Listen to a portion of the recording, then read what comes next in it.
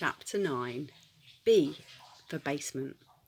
Pacing down the brightly lit corridor outside the children's ward, it suddenly occurred to Tom that he had absolutely no idea where he was going. His new friend Sally had delayed him somewhat, and now the other three were long gone. What's more, Lord Funt Hospital was a spooky, dark place after dark. Distant sounds echoed down the long corridors. The building was tall and wide. There were 44 floors of wards and operating rooms. There was everything from rooms for delivering babies to a mortuary where people were taken after they died. The hospital was home to hundreds of patients and nearly as many staff. At midnight, all the patients should be fast asleep, but there would still be night staff, including cleaners and security guards, roaming the corridors.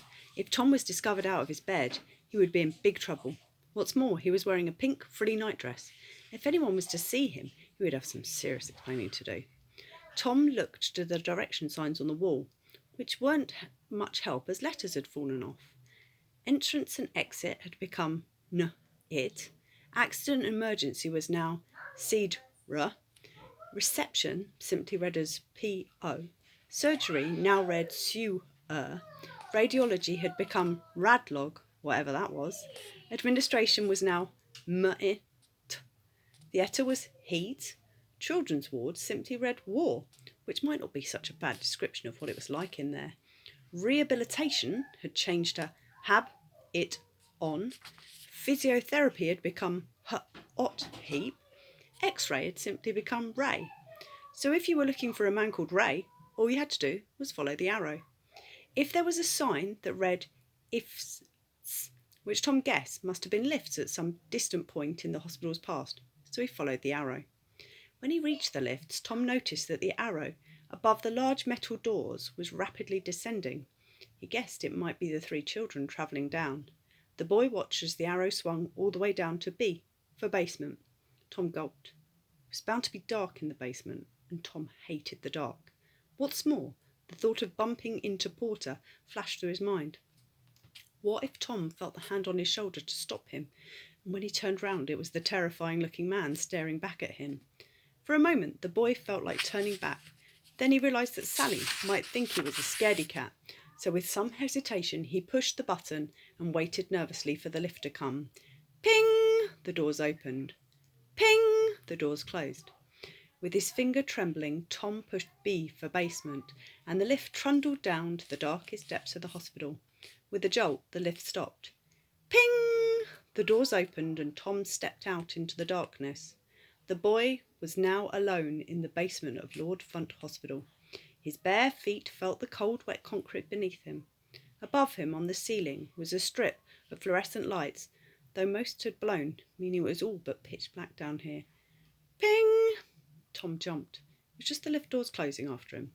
The sound of water dripping from pipes echoed along the corridor ahead of him. Slowly, Tom made his way along it, and when he came to the end, there were 4 corridors, 2 to the left and 2 to the right. It was a maze down here. The boy looked to see if he could make out any wheelchair tracks on the floor. It was so hard to see anything with so little light, so Tom bent down to study the floor. At that moment, a creature brushed past his face. Ah! His scream echoed down the corridor. At first, Tom thought there might have been a rat, but he could see the creatures hopping off. It looked more like a bird. But if it was a bird, what was it doing all the way down here? In the dirt on the floor, Tom could see some tyre marks heading down one of the corridors on the right, so he followed them. After a few paces, he could feel the stale air in the basement becoming warmer. Just up ahead was a giant furnace where the hospital's waste was being burnt. Not far from that, Tom saw a huge laundry basket on wheels. He looked inside. It was full of laundry. Above it was a small hatch. Just then more bedsheets tumbled out of the hatch and fell into the laundry basket. The boy realised this must be the end of a chute leading down from the wards above. Every few paces there were doors and more corridors. Tom followed the tyre tracks as they snaked their way through the basement. The tracks led onto a corridor that was pitch black. All the lights in this section of the basement must be broken, thought Tom. The boy hesitated before going forward. His worst fear was the dark. Still, it seemed foolish to turn back now. He might be about to find the other children and uncover their secret midnight adventure. Slowly Tom tiptoed forward. Soon it was so dark that he could not see his own hand in front of his face.